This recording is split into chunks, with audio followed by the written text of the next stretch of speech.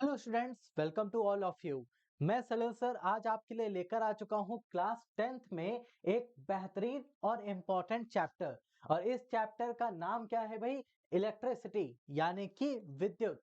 तो इलेक्ट्रिसिटी के बारे में आज हम करने वाले हैं डिस्कस। आपके बोर्ड एग्जाम के पॉइंट ऑफ व्यू से देखा जाए तो ये बहुत ही इंपॉर्टेंट चैप्टर है भाई। क्यों? क्योंकि सर यहाँ से हर टाइप का क्वेश्चन एग्जाम में आ जाता है। कैसे टाइप का? एक तो सर न्यूमेरिकल आ जाते हैं, बड़ा कंफ्यूजन होता है न्यूमेरिकल कैसे करें। दूसरा सर शॉर्ट क्वेश्चन भी आते हैं, लॉन्ग क्वेश्चन भी आते हैं। मतलब हर तरह का क्वेश्चन आपको इस चैप्टर से मिल जाता है। तो आपके बोर्ड एग्जाम के लिए बहुत ही इंपॉर्टेंट है। तो इसको सीखना बहुत जरूरी है। सिर्फ याद करना नहीं, सीखना जरूरी है। क्यों? क्योंकि यहाँ से अच्छे अच्छे क्वेश्चन बनते हैं सर, इस वजह से। तो आप इस क्लास में सिर्फ चीजों को सीखने पर फोकस करें, नोट डाउन करने के लिए मत परेशान हो। क्यों? क्योंकि आपने ऑलरेडी यहाँ पर सारी सुविधाएं इस चैनल पर आपको मिल रही हैं। अगर आपने टेलीग्राम पर इस चैनल को ज्वाइन नहीं किया है, सत्य शिक्षा 9-10, तो अभी ज्वाइन करें। डिस्क्रिप्शन में लिंक दिया गया है, क्लिक करके ज्वाइन कर सकते हैं। ठीक है भाई। यहाँ पर आपको क्लास खत्म होने के थोड़ी देर बाद नोट्स प्रोवाइड करा दिए जाएंगे, जिससे कि आप आसानी से उन्हें दोबारा रिवाइज कर सकते हैं। तो अभी पूरा फोकस क्लास पे करना है। क्यों? क्योंकि आज हम सीखने वाले हैं इस क्लास में इलेक्ट्रिसिटी के बारे में। तो आज क्या क्या पढ़ेंगे सर? आज हम सबसे पहले बात करेंगे इलेक्ट्रिक चार्ज और टाइप्स ऑफ चार्ज की। आवेश क्या होता है, आवेश कितने प्रकार का होता है। फिर बात करेंगे मटेरियल यानी कि पदार्थ, और टाइप्स ऑफ मटेरियल, पदार्थ कितने प्रकार के मिल रहे हैं। इसके बाद बात की जाएगी इलेक्ट्रिक करंट, विद्युत धारा के बारे में। और इसके साथ में हम बात करेंगे रेजिस्टेंस यानी कि प्रतिरोध के बारे में भी। तो ये चार चीजें आज के सेशन में हम लोग डिस्कस करेंगे। चले भाई, स्टार्ट करते हैं आज की क्लास को। सबसे पहले बात करते हैं इलेक्ट्रिक चार्ज यानी कि विद्युत आवेश के बारे में।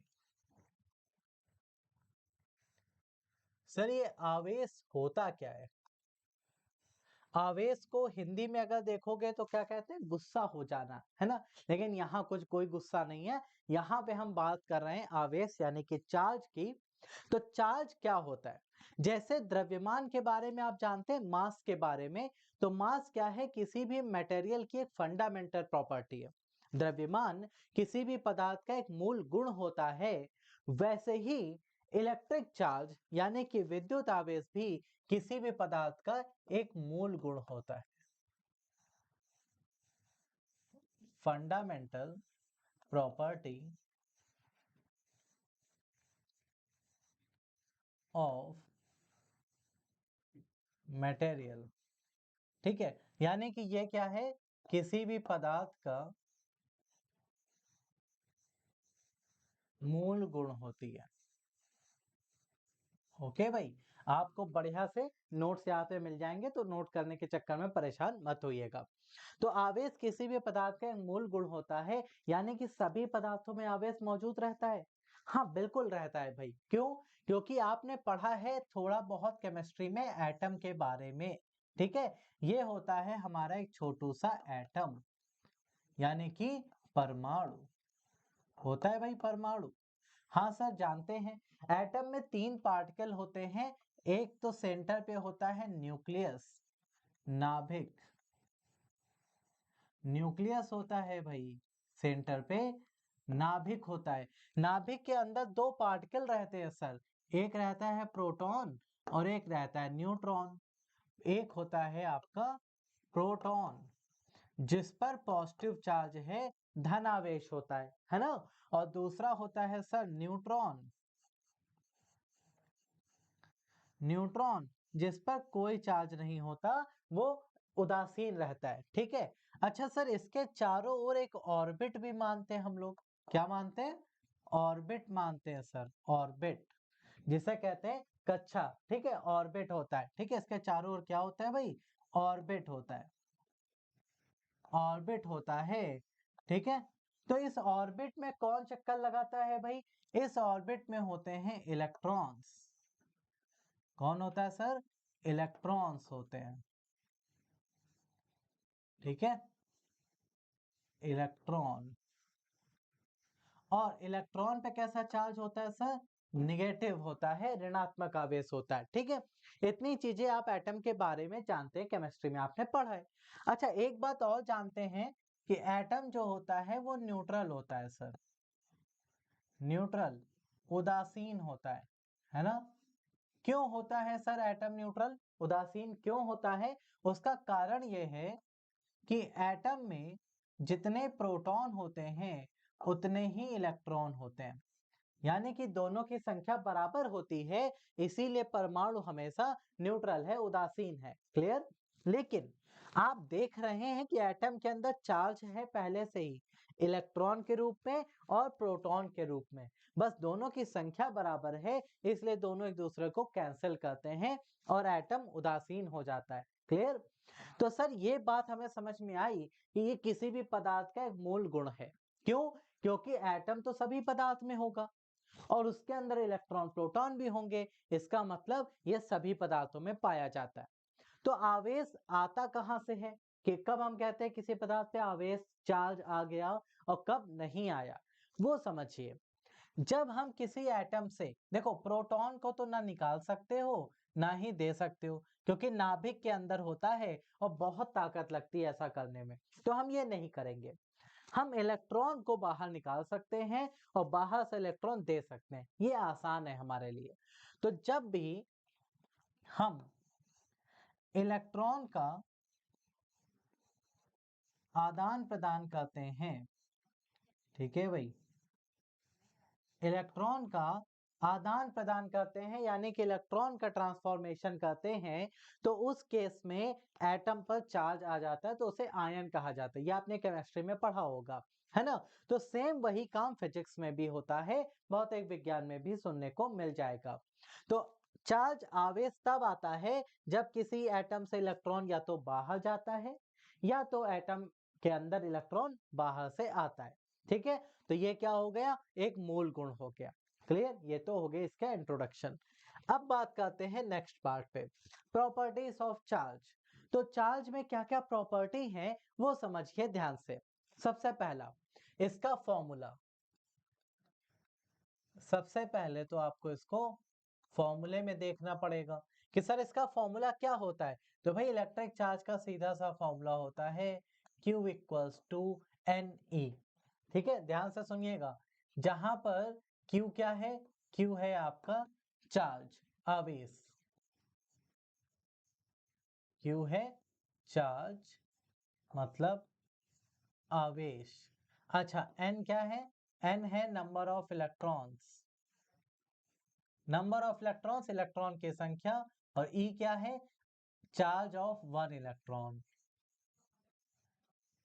चार्ज ऑफ वन इलेक्ट्रॉन, एक इलेक्ट्रॉन का आवेश है। ठीक है, अच्छा एक इलेक्ट्रॉन पे कितना आवेश होता है ये आप सब लोग जानते हैं? नहीं जानते हैं तो नोट डाउन कर लो भाई, 1.6 into 10 to the power -19 coulomb, इतना आवेश होता है एक इलेक्ट्रॉन।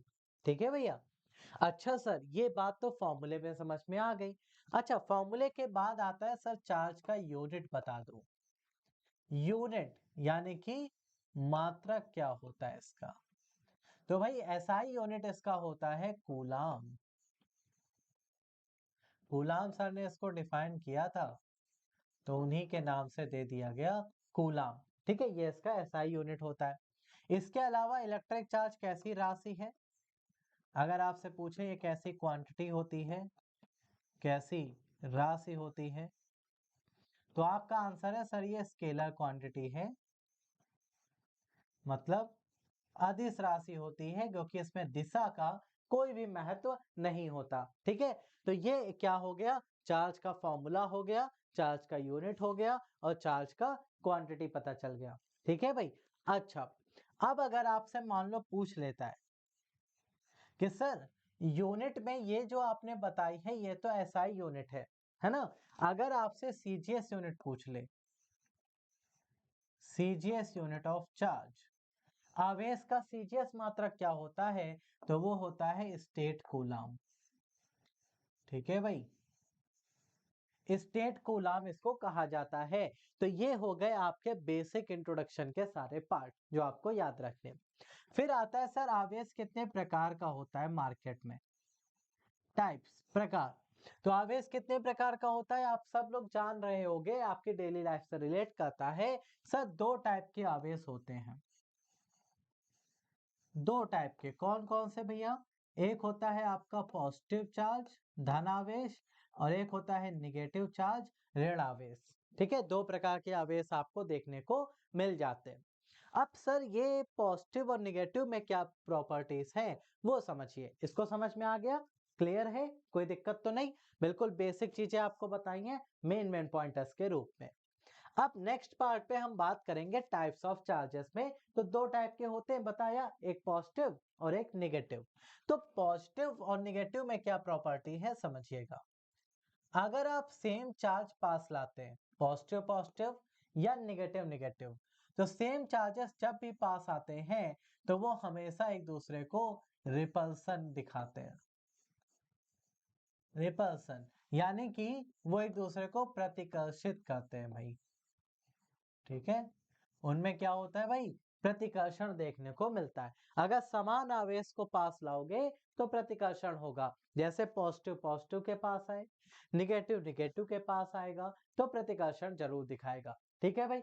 लेकिन सेकंड पार्ट, अगर आपके पास अपोजिट चार्जेस है पॉजिटिव निगेटिव, तो हमेशा उनमें क्या होता है सर? अट्रैक्शन होता है, यानी कि वो एक दूसरे को आकर्षित करते हैं। ठीक है भाई, वो एक दूसरे को क्या करेंगे? आकर्षित करेंगे सर, सीधी सी बात है। क्लियर? तो ये हो गया आपका नेचर ऑफ चार्ज जो आपको याद रखना है। फिर इसके बाद नेक्स्ट पार्ट आता है sir material and types of material. Chemistry में अगर हम पूछे पदार्थ कितनी कैटेगरी में बांटा गया है, तो आप आंसर करते हो सर मटेरियल तीन कैटेगरी के होते हैं। कौन कौन से भाई? एक होता है सर मेटल धातुएं, एक होता है नॉन मेटल अधातुएं, और तीसरा होता है सर मेटेलॉइड उपधातुएं। पढ़ाया गया ना केमिस्ट्री में। लेकिन फिजिक्स में सेम वही तीन चीजें एक अलग नाम से बुलाई जाती है। वो नाम क्या है? तो मटेरियल क्या है, पदार्थ क्या है, ये आप जानते हैं। ठीक है, जिसके पास द्रव्यमान होता है, जो स्थान घेरता है, वही पदार्थ होता है। ठीक है, अगर आपसे कोई पूछे पदार्थ किसे कहते हैं, तो आपका आंसर क्या हो जाता है? आप कहते हो ऐसी इस दुनिया में वो सारी चीजें जिसके पास have mass and occupy space, occupy space, वो सब पदार्थ कहलाता है। मतलब जिसके पास द्रव्यमान है, जिसके पास द्रव्यमान है और जो स्थान घेरता है, जो स्थान घेरता है, वो क्या कहलाता है? वो कहलाता है सर पदार्थ। ठीक है, तो तीन टाइप के मटेरियल आपको यहाँ पर मिल जाते हैं, थ्री टाइप के। हमने इलेक्ट्रिकल कंडक्टिविटी के आधार पर, विद्युत चालकता के आधार पर तीन प्रकार के पदार्थ बनाए हैं। कौन कौन से? एक हमने बनाया है सर कंडक्टर्स, कंडक्टर्स यानी कि चालक पदार्थ। दूसरे हमने बनाए हैं सर इंसुलेटर्स, इंसुलेटर्स यानी कि अचालक पदार्थ। नाम से ही पता चल रहा होगा आपको, बिल्कुल है ना। तीसरे हमने बनाए हैं sir semi conductor, semi conductor यानी कि अर्धचालक पदार्थ। ठीक है, ये तीन तरीके के बनाए। मेटल कंडक्टर्स में ही आते हैं। केमिस्ट्री में जिसे मेटल कहोगे उसे फिजिक्स में कंडक्टर कहोगे, क्योंकि मेटल धातुएं ही विद्युत की अच्छी चालक होती हैं। केमिस्ट्री में जिसे आप नॉन मेटल कहते हैं, फिजिक्स में उसे इंसुलेटर कहा जाता है, अचालक कहा जाता है। और जहां पर आप मेटेलॉइड पढ़ते हैं, उन्हीं मेटेलॉइड को केमिस्ट्री में अगर आप कहेंगे तो मेटेलॉइड कहेंगे, और फिजिक्स में कहेंगे तो सेमीकंडक्टर अर्धचालक कहा जाता है। ठीक है भाई, तो तीन कैटेगरी आपको यहाँ पर मटेरियल की मिल जाती है। अच्छा सर आगे बताएं, अब ये तीनों में क्या अंतर है वो समझिए, ध्यान से सुनिएगा भाई।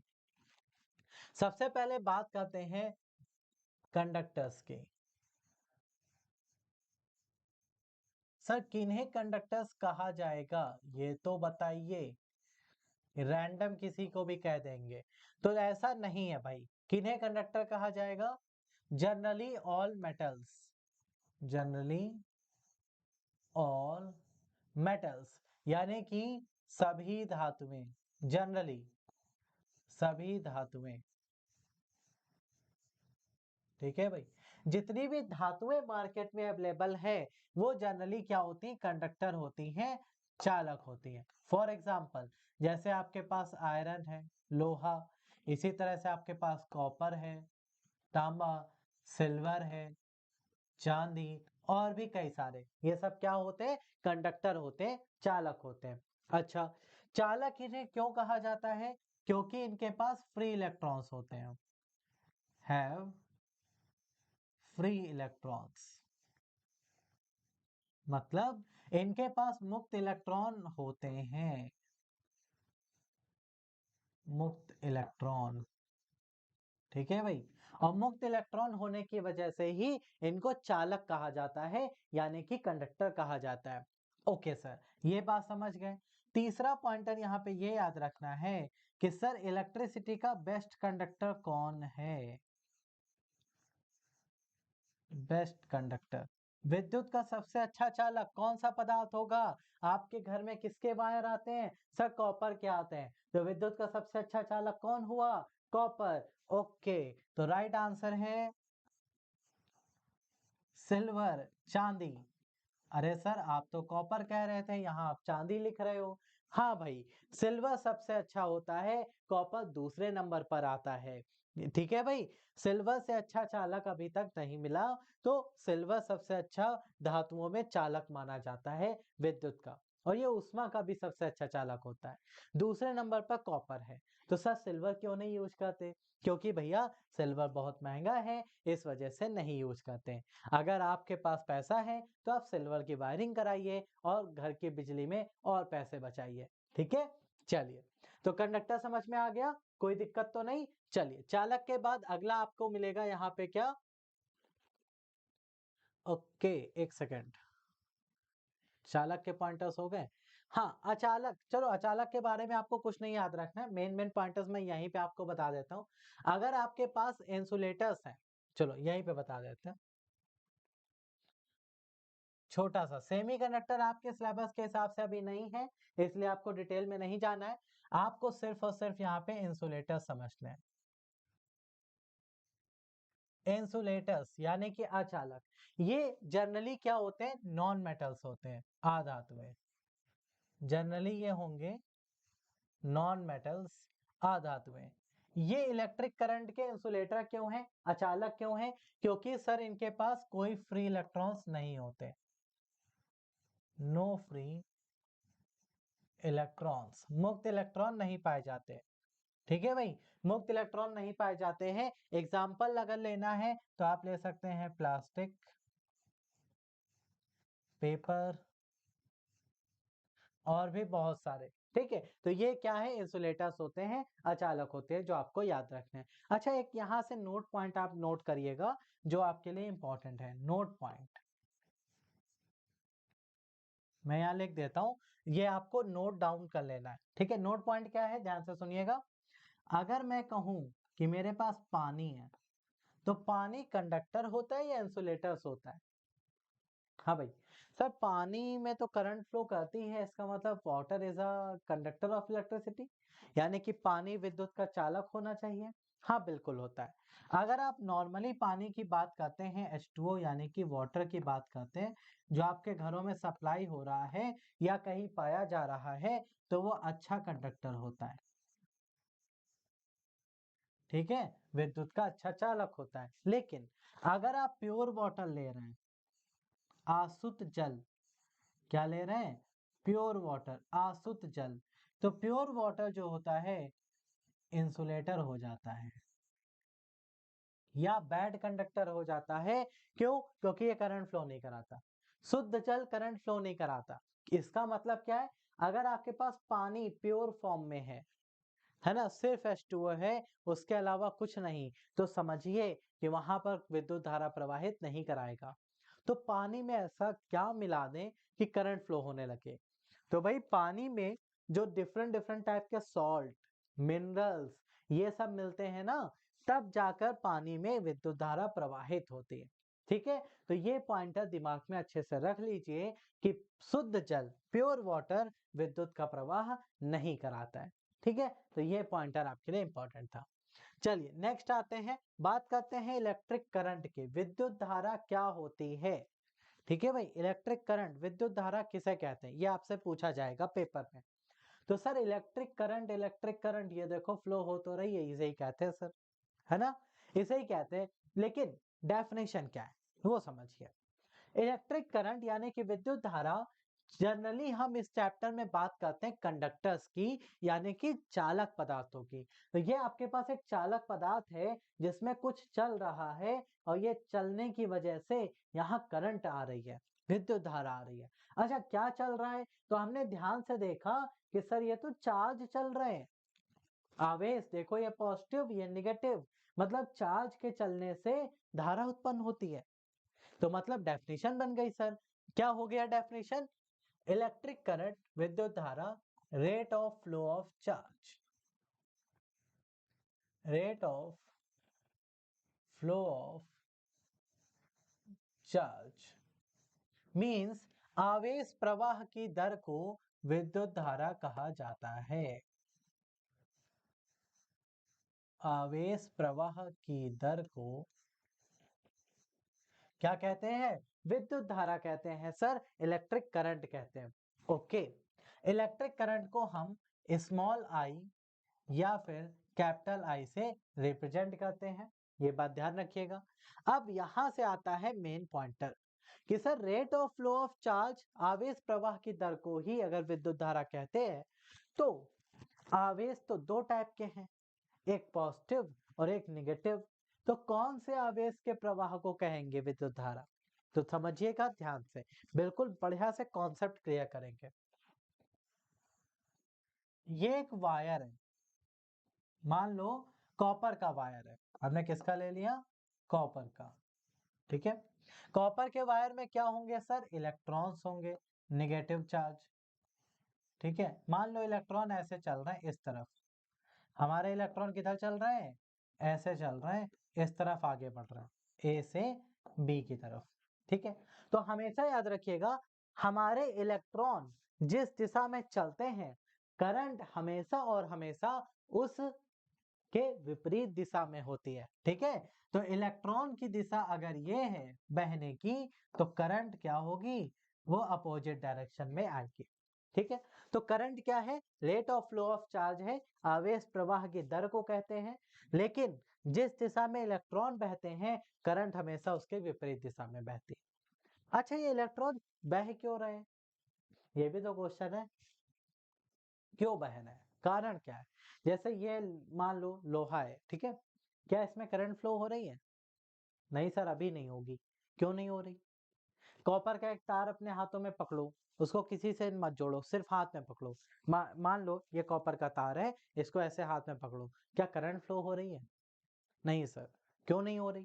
क्योंकि सर इसमें इलेक्ट्रॉन जो है ना, वो चल तो रहे हैं, क्योंकि दुनिया में हर चीज चलती है, आपको पता है कि इलेक्ट्रॉन सर्कल में घूम तो रहे हैं, और फ्री होंगे तो भी घूम रहे हैं, लेकिन ये इतनी ज्यादा डिस्प्लेस नहीं हो रहे, अपनी जगह से विस्थापित नहीं हो रहे, है ना। तो इसमें करंट नहीं फ्लो हो रही। करंट कब फ्लो होगी सर? जब हम इसमें कोई बैटरी जोड़ देंगे। बैटरी, बैटरी जोड़ने से क्या उत्पन्न होगा सर? बैटरी जोड़ने से उत्पन्न होता है विभवांतर, पोटेंशियल डिफरेंस। ठीक है, जैसे यहाँ पर जोड़ा गया, देखो एक निगेटिव टर्मिनल और एक पॉजिटिव टर्मिनल। जब आप कोई भी सेल उठाइए, अपने घर में सेल होंगे, घड़ी के सेल, तो उसको देखिएगा, एक तरफ लिखा होता है कॉर्नर पे पॉजिटिव, एक तरफ निगेटिव, और उसमें जब आप तार जोड़ के छोटा सा बल्ब जलाते हो, कभी किया घर पे, तो वो तार पहले नहीं करंट फ्लो करा रहा था, लेकिन जैसे ही उसमें क्या आ गया, पॉजिटिव निगेटिव टर्मिनल मिल गए, मतलब पोटेंशियल डिफरेंस मिल गया। करंट तभी फ्लो होती है जब कहीं पर पोटेंशियल डिफरेंस होता है, मींस विभवांतर होता है। ठीक है। तो पोटेंशियल डिफरेंस विभवांतर जब होगा तभी ये चार्ज एक जगह से दूसरी जगह शिफ्ट हो जाएंगे और चार्ज बहने लगेंगे, और चार्ज के बहने को ही क्या कहते हैं? विद्युत धारा कहते हैं। समझ गए भाई? तो अब समझ में आया सर करंट क्यों बहती है। क्लियर? उसके लिए सबसे जरूरी चीज है विभवांतर, पोटेंशियल डिफरेंस। बिना पोटेंशियल डिफरेंस के आप करंट फ्लो नहीं करा सकते, ये बात दिमाग में रख लीजिए। समझ में आ गया? आगे बढ़े। चलिए अब बात करते हैं टाइप्स ऑफ इलेक्ट्रिक करंट के बारे में कि इलेक्ट्रिक करंट कितने टाइप की होती है। लेकिन हाँ, इससे पहले रुको, अभी तो हमने सिर्फ आई बताया ना भाई, इसके फॉर्मूले भी तो बनेंगे। तो इसके मेन मेन पॉइंटर्स जो आपको यहाँ पर याद कर लेने हैं। पहला फॉर्मूला, तो डेफिनेशन से फॉर्मूला बनाएंगे I equals to Q by T, क्योंकि आवेश प्रवाह की दर को ही कहते हैं विद्युत धारा। तो ये बना विद्युत धारा इज इक्वल्स टू आवेश प्रवाह की दर यानी कि समय। ठीक है भाई, ये बन गया। अच्छा सर, अब दूसरा पार्ट क्या है सर? इसका यूनिट क्या होता है? इसका यूनिट होता है कूलाम पर सेकेंड, या फिर इसको कहते हैं एम्पियर। ठीक है, कूलाम पर सेकेंड या एम्पियर आप इसको सिंपली कह सकते हैं। क्लियर है भाई? अच्छा सर, ये दोनों हो गए। सर ये कैसी राशि होती है? तो इलेक्ट्रिक करंट के पास दिशा होती है, तो क्या ये वेक्टर होगी? क्या ये वेक्टर होगी? नहीं, हमेशा याद रखना इलेक्ट्रिक करंट के पास दिशा जरूर होती है, लेकिन ये स्केलर होती है, अदिश राशि है। क्यों सर? हमने तो पढ़ा है कि जिसके पास दिशा है वो सदिश होती है। हाँ, वो आप 11th में अच्छे से समझेंगे, अभी हम आपको सिर्फ बता दे रहे हैं कि ये अदिश राशि इसलिए है क्योंकि ये सदिश योग का नियम फॉलो नहीं करती। ठीक है, 11th में इसको और डिटेल में आप पढ़ेंगे। अभी सिर्फ इतना जान लीजिए कि ये सदिश योग का नियम फॉलो नहीं करती, इसीलिए ये अदिश राशि होती है। ठीक है, चलिए टाइप्स की बात करते हैं। मार्केट में इलेक्ट्रिक करंट दो टाइप की आती हैं सर। अच्छा, कौन कौन से दो टाइप आते हैं मार्केट में? सर एक आता है अल्टरनेटिंग करंट, एसी, जिसे कहते हैं अल्टरनेटिंग करंट। ओके, हिंदी में इसको कहा जाता है प्रत्यावर्ती धारा। प्रत्यावर्ती धारा। ठीक है भाई। अच्छा सर, अल्टरनेटिंग करंट ये कहाँ आती है सर? अल्टरनेटिंग करंट अगर हम आपसे पूछे कहाँ आती है, तो आप कहोगे सर अल्टरनेटिंग करंट जो है ना वो हमारे घरों में आती है। पावर हाउस, पावर हाउस का मतलब जहां पे बिजली बनती है। पावर हाउस से आपके घर में जो सप्लाई की जाती है वो होती है एसी, अल्टरनेटिंग करंट होती है। अच्छा सर, अल्टरनेटिंग करंट का अगर आप समय के साथ ग्राफ बनाएंगे तो आपको कुछ इस तरह की करंट मिलती है। करंट का समय के साथ अगर आप ग्राफ बनाएंगे तो ये साइनोसॉइडल वेव के रूप में मिलती है, लाइक दिस, है ना, साइन वेव की तरह मिलती है। मतलब करंट का मैग्नीट्यूड, मैग्नीट्यूड यानी कि परिमाण, और करंट की दिशा, डायरेक्शन, डायरेक्शन, दिशा, दोनों ही लगातार बदलते हैं। दोनों क्या होते हैं भाई? लगातार बदलते हैं, वेरिएबल है। वेरिएबल हैं मतलब बदलते रहते हैं। ठीक है, बदलते रहते हैं। तो एसी अल्टरनेटिंग करंट आपके घर में जो सप्लाई करी जाती है वो होती है, और ये लगातार बदलती रहती है। आप देख सकते हैं कि एक बार हमारी करंट क्या हो गई, जीरो से स्टार्ट हुई और फिर वो मैक्सिमम गई, फिर जीरो हो गई, फिर निगेटिव में मैक्सिमम गई, फिर जीरो हो गई, फिर पॉजिटिव मैक्सिमम, फिर जीरो, फिर निगेटिव मैक्सिमम। ऐसे करते करते हमारी करंट बढ़ती है। ठीक है, आपके घर में जो सप्लाई होती है वो यही होती है। ठीक है। अच्छा, दूसरा आता है सर हमारे पास डीसी। दूसरा क्या आता है sir? Direct current, DC.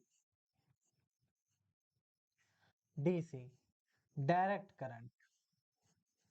Direct current जिसे कहा जाता है दिष्ट धारा, दिष्ट धारा। सर ये डीसी क्या होती है ये भी बता दो, अच्छे से समझ लें, है ना। तो भाई डीसी एक ऐसी करंट होती है जो आपको कहाँ देखने को मिलती है, आपके घर में मौजूद जितने भी सेल हैं, जितनी भी बैटरी हैं, उन सभी में डीसी होती है। ठीक है, सेल और बैटरी में आपके घड़ी का सेल, रिमोट का सेल, मोबाइल की बैटरी, इन्वर्टर की बैटरी, कुछ भी है, सब में क्या होगा, डायरेक्ट करंट होगी। अच्छा, डायरेक्ट करंट का अगर सर ग्राफ बनाएं समय के साथ, तो ये कैसी मिलती है, तो भैया ये हमेशा मिलती इस तरह से, स्ट्रेट लाइन। मतलब इसका मैग्नीट्यूड और डायरेक्शन समय के साथ नहीं बदलते, मैग्नीट्यूड और डायरेक्शन दोनों ही फिक्स होते हैं, फिक्स होते हैं, निश्चित होते हैं। इसकी परिमाण और दिशा नहीं बदलेगा। जितने की करंट जा रही है, मान लो आपने कहा 220 वोल्ट पे करंट दे रहे हैं, तो 220 वोल्ट ही रहेगा। इसमें लेकिन ऐसा नहीं रहेगा, इसमें वैल्यू लगातार बदलती रहती है। ठीक है, ये बात याद रखिएगा। फिर आता है नेक्स्ट पार्ट कि सर इलेक्ट्रिक करंट में अगर एसी और डीसी में देखें तो कौन सी करंट ज्यादा खतरनाक होती है, डेंजरस। तो आपसे अगर कोई पूछे कि एसी और डीसी में कौन डेंजरस है, तो आप आंसर क्या करेंगे, बताइए भाई जरा। अगर मैं आपसे पूछ दूं कि भैया एसी और डीसी में कौन सा करंट आपके लिए ज्यादा डेंजरस होता है, तो आपका आंसर क्या होगा, बताइए। हाँ भाई, सर डीसी ज्यादा खतरनाक होती है क्योंकि वो डायरेक्ट आ जाती है, एसी तो घूम फिर के आती है, इसलिए नहीं होती। ऐसा मत सोचिएगा, एसी हमेशा ज्यादा डेंजरस होती है डीसी की तुलना में। ठीक है, मोर डेंजरस, ज्यादा डेंजरस होती है डीसी की तुलना में। लेकिन आपको कारण अगर जानना है तो आपको 2 साल और वेट करना है, 12th में आपको समझ में आएगा कारण। ठीक है, अभी सिर्फ नॉलेज के लिए जान लीजिए, बताने जाएंगे तो आरएमएस वैल्यू, फिर रूट मीन स्क्वायर, वो आपको ऊपर से जाने लगेगा। आप उतना मत जाइए, आप सिर्फ ये सोचिए कि एसी और डीसी में एसी ज्यादा खतरनाक है, क्योंकि एसी की वैल्यू 220 वोल्ट पे अगर दे रहे हो तो वो बढ़ते बढ़ते अपने पीक तक भी जाती है, जो लगभग 300 वोल्ट हो जाता है। इस वजह से एसी झटके जरूर देती है लेकिन खतरनाक भी होती है। ठीक है, ये याद रखिएगा। चलिए नेक्स्ट पार्ट पर आते हैं। अगला पार्ट है हमारा रेजिस्टेंस, यानी कि प्रतिरोध। क्या होता है सर रेजिस्टेंस, जरा समझा दो, मजा आ जाए सीखने में, है ना। रेजिस्टेंस किसे कहते हैं समझते हैं। देखो भाई, रेजिस्टेंस यानी कि प्रतिरोध किसी भी पदार्थ का एक गुण होता है, ये भी मटेरियल की प्रॉपर्टी होती है, प्रॉपर्टी ऑफ एनी मटेरियल, यानी कि किसी भी पदार्थ का एक गुण होता है,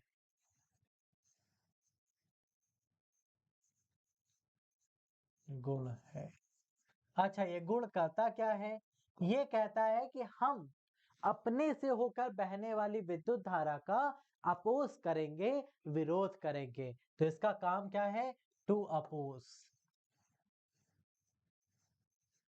किसका अपोज, फ्लो ऑफ करंट का, थ्रो इट, यानी कि विरोध करना, विरोध करना, वह भी किसका विरोध करना, विद्युत धारा के प्रवाह का, विद्युत धारा के प्रवाह का विरोध करना है। ठीक है, मतलब क्या ये करंट को बहने नहीं देता, हाँ, इसका बस चले तो ना बहने दे। ठीक है, तो क्या ये करंट अगर जबरदस्ती दे दे तो क्या उसकी वैल्यू कम कर देगा, नहीं। कैसे, देखो, अगर आपके पास कोई तार है, ठीक है भाई, ये ए से बी तक, इस तार में मान लो रेजिस्टेंस आर है, रेजिस्टेंस को आर से रिप्रेजेंट करते हैं। मैंने इसको करंट दिया ए पॉइंट पर 5 एम्पियर, तो रेजिस्टेंस कहेगा कि नहीं, हम वो प्रॉपर्टी है पदार्थ की जो करंट के फ्लो का विरोध करेंगे, हम नहीं बहने देना चाहते। तो क्या यहाँ पर कुछ करंट मिलेगी, नहीं सर, उतनी ही मिलेगी। तो रेजिस्टेंस ने काम क्या किया, उसने रेजिस्ट किया, इसकी एनर्जी का थोड़ा सा लॉस कराया, वैल्यू का नहीं, एनर्जी को दूसरी ऊर्जा में बदल देता है। ठीक है। अच्छा, रेजिस्टेंस आता कैसे है? थोड़ा सा फील दिलाए, मजेदार फील। देखो रेजिस्टेंस किसे कहते हैं? आपको पता है किसी भी पदार्थ में करंट तभी फ्लो होती है जब उसके अंदर मौजूद चार्ज, आवेश बहने लगता है ना, बहने लगते हैं। तो जब इलेक्ट्रॉन बहेंगे ना, फ्लो करेंगे ना, तो इलेक्ट्रॉन इतने ज्यादा हैं किसी भी पदार्थ में, तो वो जब चलेंगे तो ऑब्वियस सी बात है आपस में टकराएंगे, है ना। जब इतने पतले से तार में बहुत सारे इलेक्ट्रॉन बहेंगे तो आपस में टकराएंगे भी, और टकराएंगे तो क्या करेंगे? एनर्जी का लॉस, ऊर्जा में कमी आएगी, और वही कमी रेजिस्टेंस कहलाती है। ठीक है, तो समझ में आया रेजिस्टेंस क्या होता है? तो जब कभी विद्युत धारा प्रवाहित होती है तो आवेश चलते हैं, आवेश जब आपस में चलेंगे तो टकराएंगे भी, टकराने पर एनर्जी का लॉस भी होगा, और वही एनर्जी लॉस रेजिस्टेंस के रूप में जाना जाता है। ठीक है भाई, तो ये प्रॉपर्टी आपको यहाँ पे याद कर लेनी है। चले आगे बढ़ते हैं। अब यहाँ पर बात करते हैं फॉर्मूला की। तो आपको याद रखना है कि रेजिस्टेंस का एक सिंपल सा फॉर्मूला होता है, R equals to rho L upon A. Sir ये क्या है? यहाँ पर अगर आप देखें तो रो क्या है? रो होता है सर रेजिस्टिविटी,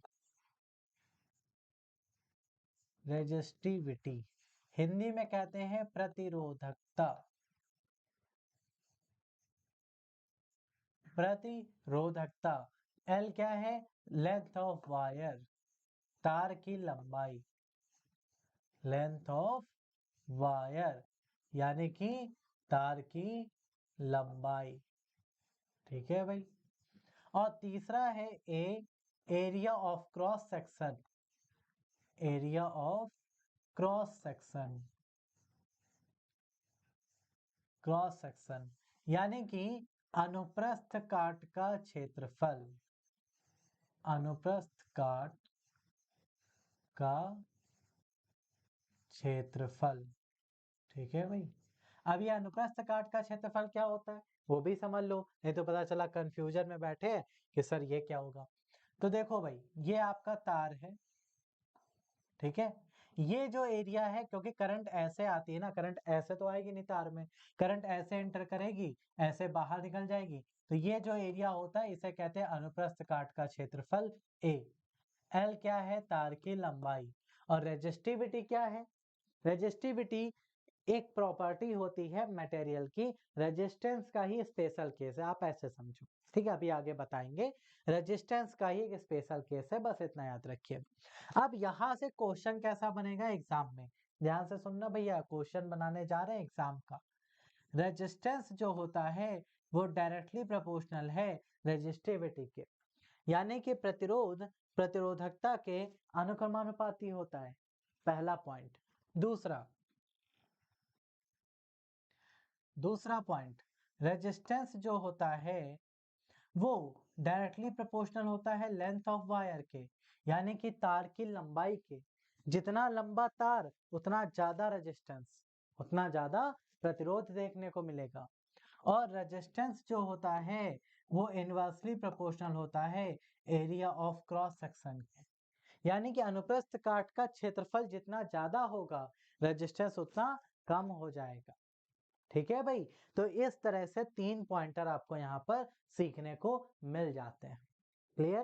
तो ये 3 पॉइंटर समझ में आए। रिलेशन किसके साथ बन रहा है कि लंबाई के साथ क्या रिलेशन है, रेजिस्टिविटी के साथ क्या रिलेशन है, एरिया के साथ क्या रिलेशन है। क्लियर है? आगे बढ़ते हैं। अब यहां पर आता है प्रॉपर्टीज से क्वेश्चन। कैसे? देखो, मान लीजिए मेरे पास एक वायर है जिसकी पहले लंबाई थी 10 सेंटीमीटर, तब उसका रेजिस्टेंस आपको दिया था, तब उसका रेजिस्टेंस था 5 ओम। रेजिस्टेंस का यूनिट ओम होता है, याद रखिएगा। ठीक है भाई, यूनिट क्या होता है? ओम होता है। अब हमने अपने वायर की लंबाई कर दी है 5 सेंटीमीटर, तो नया रेजिस्टेंस कितना हो जाएगा? ये क्वेश्चन आपसे पूछ दिया पेपर में। कैसे करेंगे सर? बहुत आसान तरीका है। कैसे करना है भाई? आपने अभी अभी रिलेशन देखा है, एक प्यारा सा, क्या रिलेशन देखा है सर? कि R is directly proportional to L। देखा है? हाँ सर देखा तो है। तो इसको अगर रेशियो के फॉर्म में लिखें तो क्या ये नहीं लिख सकते R1/R2 इक्वल्स टू L1/L2? हाँ सर लिख सकते हैं, कोई दिक्कत नहीं है। अब वैल्यू पुट करनी है खाली बस। R1 5 है, R2 पता नहीं, L1 10 है, L2 5 है, कैंसिल आउट कर दो। R2 आपका हो जाएगा 2/5, यानी कि यहां से अगर आप निकालोगे 5/2 मीन्स 2.5 ओम। ये आंसर है। क्लियर? तो डायरेक्टली प्रोपोर्शनल होने से ये आपको फायदा मिला और इस तरीके से आप इसको अच्छे से समझ गए। ठीक है भाई? तो ये था आपका आज का कॉन्सेप्ट, जहां पर हमने बेसिक चीजें अच्छे से सीख ली। आज हमने क्या क्या सीखा? आज हमने सीखा इलेक्ट्रिक चार्ज, विद्युत आवेश के बारे में। फिर हमने बात करी कि सर इलेक्ट्रिक चार्ज के अलावा उसमें मटेरियल को कितनी कैटेगरी में डिवाइड किया गया है, वो जाना। देन हमने डिस्कशन किया कि सर इलेक्ट्रिक करंट, विद्युत धारा क्या होती है, उसमें क्या प्रॉपर्टी होती है, और रेजिस्टेंस क्या होता है और रेजिस्टेंस में क्या प्रॉपर्टी होती है। ठीक है भाई? तो इतनी चीजें आज के सेगमेंट में हम लोगों ने कर ली हैं डिस्कस। अब आपको क्या करना है? आपको कुछ नहीं करना, आपको एक छोटा सा काम यहाँ पर कर देना है, प्यारा सा। क्या कर देना है सर प्यारा सा काम, वो बता दीजिए।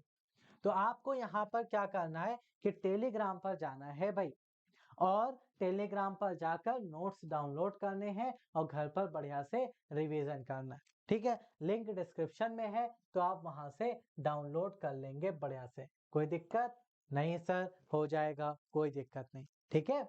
और अगर आपको ये सेशन बेहतरीन लगा है तो इसको लाइक और शेयर जरूर करिएगा। ठीक है भाई? और सब्सक्राइब नहीं किया है तो चैनल को सब्सक्राइब जरूर कर लें। नोट्स के लिए टेलीग्राम पर आए और नोट्स जरूर डाउनलोड करें। Okay, thank you so much for watching the class. Have a great day. Take care. Bye bye.